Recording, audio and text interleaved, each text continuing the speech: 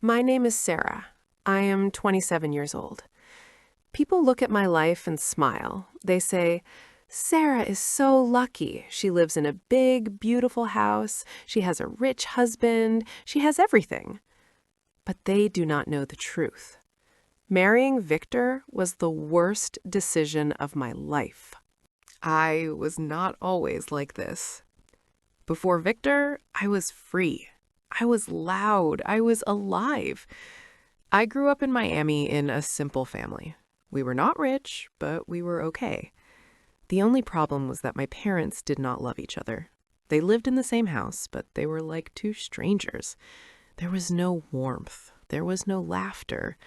So I went looking for love outside that cold house. I looked for it in the streets. I looked for it in music and dancing and late nights. And then I found Ryan. I was 19 years old when I met Ryan at college. He was tall, he had dark eyes, and a warm smile. When he smiled at me, I forgot every sad thing in my life. I fell in love with him completely. I told myself, this is my person. This is the man I will grow old with.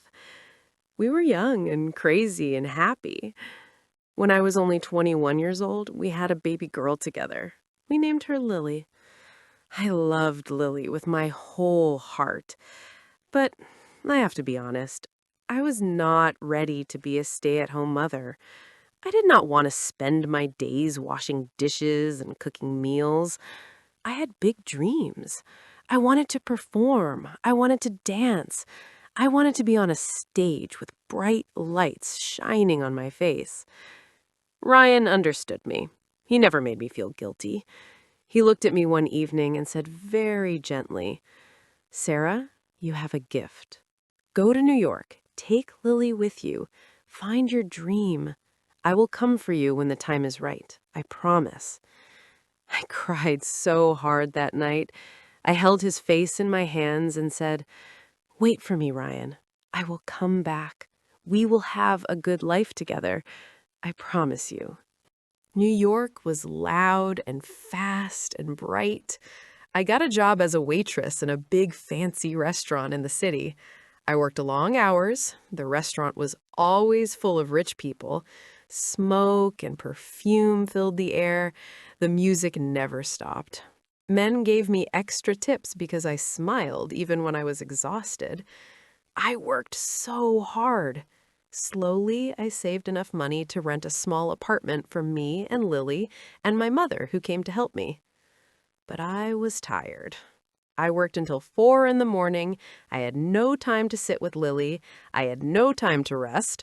I was serving other people's dreams while my own dreams were sleeping.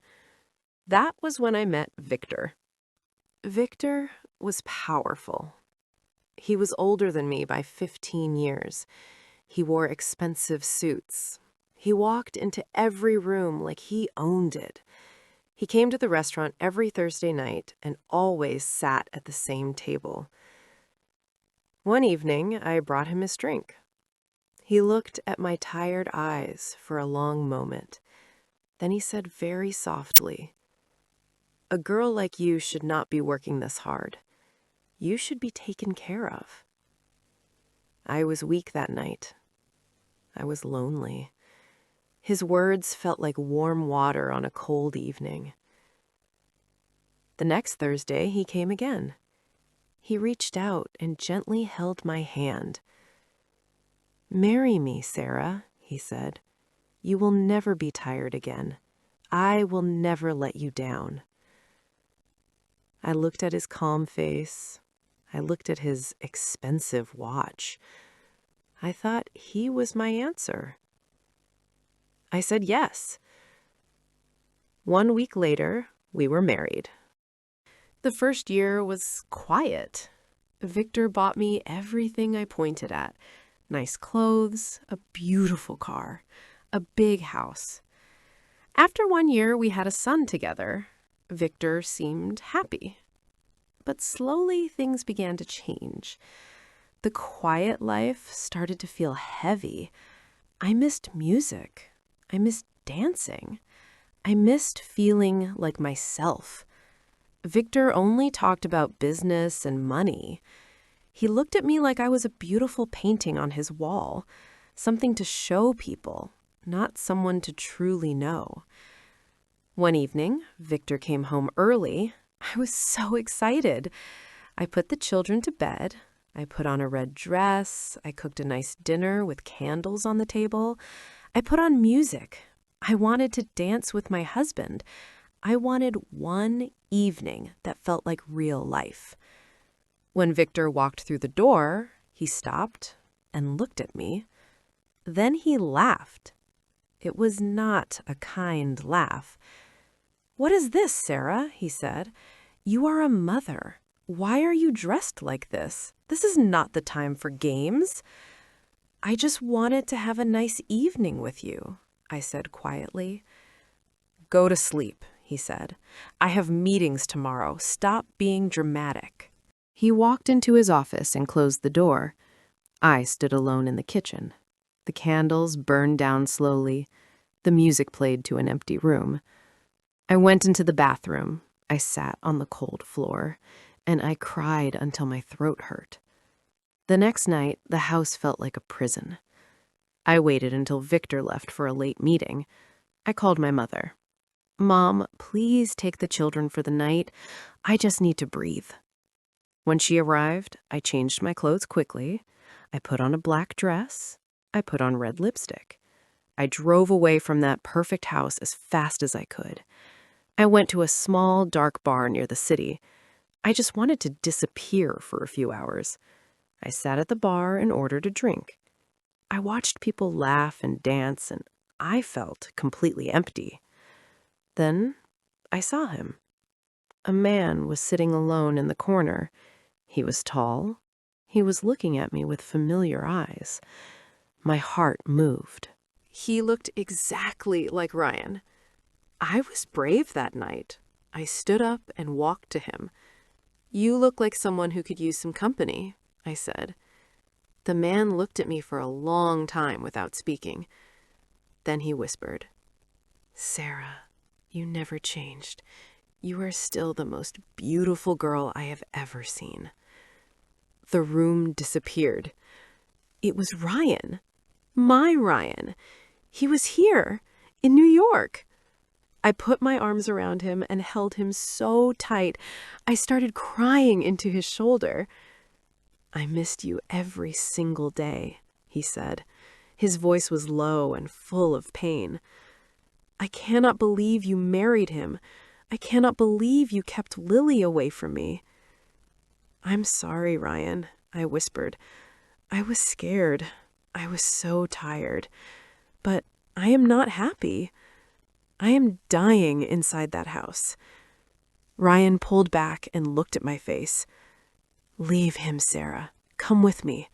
I'm a doctor now. I can take care of you and Lily. We can go back to Miami. We can be a real family." That night, everything changed. Every day I told Victor I was going to the gym or the grocery store, but I drove to Ryan's clinic. Inside those clean white walls, I felt like myself again. Ryan listened to me. He made me laugh. He looked at me like I was a real person, not a trophy, not a servant. "We will leave soon," Ryan promised me. "We will take Lily and go to Miami. We will start again."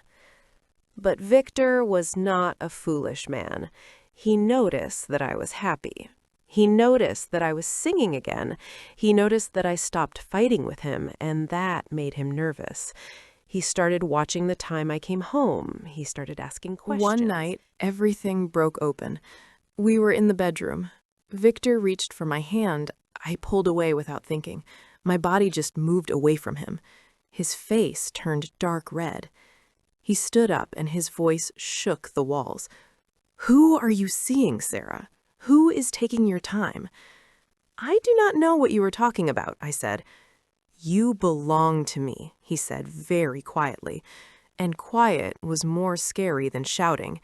"If you try to leave me, I will take everything from you. The children, the house, everything. You will have nothing. You will be on the street." I looked at him, and I did not feel afraid. I felt ready. I sat in the hotel lobby alone. My hands were shaking. I had no money. I had no children. I had no Ryan. I had nothing. The lobby was bright and full of people walking and laughing and living, and I sat in the middle of all of it, completely invisible. I just want to rest, I whispered to myself. Then a sharp pain hit my chest. I could not breathe.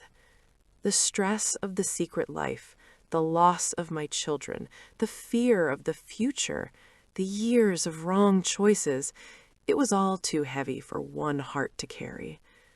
My heart, which had loved so deeply and hurt so quietly, finally gave up. It simply stopped. The doctors called it a sudden heart attack. They said stress was the cause. But I know the real reason. I died because I tried to escape a golden cage, and the world was too cruel to open the door. Victor kept the house. Victor kept the children. Victor kept his clean name. And me? I finally got the one thing he could never take. My freedom. The golden cage was beautiful from the outside, but inside it was just a cage where every story teaches you something new. Like, subscribe, and share with someone who needs to hear this today.